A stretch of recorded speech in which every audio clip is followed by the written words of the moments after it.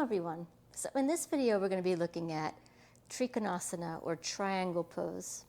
Now this pose is often taught in beginner classes, which is great. It's a safe posture. It's a relatively safe posture.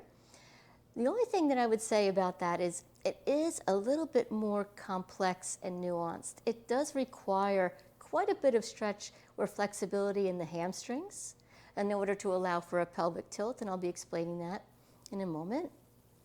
And it's just a little bit more intricate. For many people, even who have been practicing yoga for a while, they find that this posture is just a little bit hard to befriend. Sometimes it feels like it's just something's not quite right, but you're not sure what it is. So we're going to be looking at this posture coming into it from two different perspectives. One is from the side, and the other is from stepping back and adding on to our Parshvottanasana. Okay? So from first facing forward, so you can move into it from the side.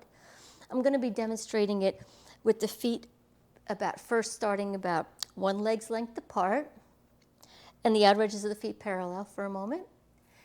And then I'm going to rotate my left leg in so the heel goes out, the toes come in, and the right leg is going to rotate out so the toes point out towards the side edge of the mat.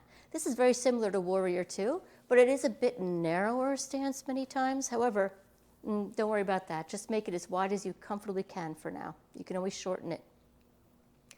And then from here, I'm going to keep the legs straight. So instead of in Warrior Two, we bend the knee. We're going to keep both legs straight, press firmly into both feet. The strength of the legs is what gives the support to the spine. I'm going to repeat that. The support, the more you press into your feet, the more strength and stability it will give to the spine. So the legs are strong here. And I'm going to take my hands onto the hips, and I'm going to tilt my pelvis to the right. So I'm going to draw that right hip down and tilt the pelvis a little bit to the side. Now notice I'm not going very deep here for a moment, because I want to explain or demonstrate the strength of the legs and how important they are. If my legs are not strong, I'm going to kind of collapse in the spine. I feel like a loosey-goosey, a little bit like a wet noodle. So it's pressing into the feet gives strength and stability to the spine. It's very important. Now this thigh is externally rotating, which means it's rolling out. And then you could take your hands onto the block or to the shin. And just like Parshvottanasana, I'm going to press down into that right hand and lift up out of that shoulder, drawing that shoulder blade down the back a bit. And then I'm going to rotate the rib cage. Now, if you like, you could take your left arm to point up towards the ceiling. Otherwise, you can keep your hands on the hip. So as you can see, this is going to require some stretch, some flexibility in that hamstring. If that's not accessible yet, just soften that knee a little bit, but work towards straightening it over time. So as you press into the right foot, draw this right hip back, and just try to get a nice stretch. So you feel like your hip, your sit bone, and your heel are moving away from one another. And then when I'm ready to come up, it's on an inhale, I press into the feet, and I lift up through that top arm. I'm going to change sides and show you again on the other side. I'm going to rotate the right foot in, then the left foot out. Both legs straight.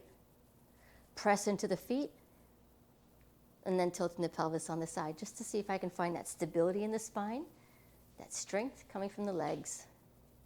It's also the spinal muscles, but the legs are really, really important. And then I could take my left hand to the block or to the shin or ankle. Press down into the hand, lift up out of the shoulder, and then I'm going to rotate the rib cage to the right and raising the right arm. You can either look forward or you can look towards the top hand. And then when I'm ready to come up, I inhale, press firmly into the feet, lift up to that top arm, and then lower the hands, take the toes to face forward, and then heel toe the feet back together. So that's one way of coming into it from the side.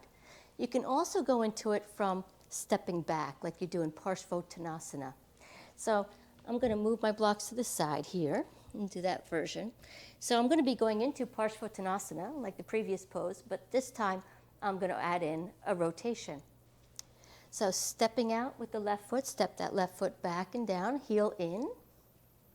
And just like Parshvottanasana, if I feel like I'm really on a tight rope, I could take that right foot out to the right a little bit. And then I'm going to tilt the pelvis forward as I fold, taking the hand onto the blocks or to the shin, or you can even take it to a chair. A chair is useful here as well, if you like. And then inhale, lengthen the spine and rotating the belly and the rib cage to the left as I raise the top arm. So just notice with that right hand, I'm pressing down and rolling that shoulder back and lifting away. And then when I come out, I exhale, release that rotation, lift the back heel, and step forward. Then I'm going to do the other side. I'm going to step back with the right leg, heel in and down. And then inhale, lengthen the spine. Either I could stay here, or I could rotate the belly and the rib cage open and raise the right arm. And push into the block. I lift up out of the shoulder.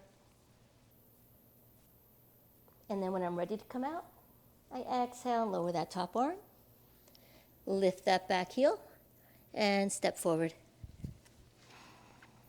Okay, so that's triangle pose, Trikonasana. Thank you.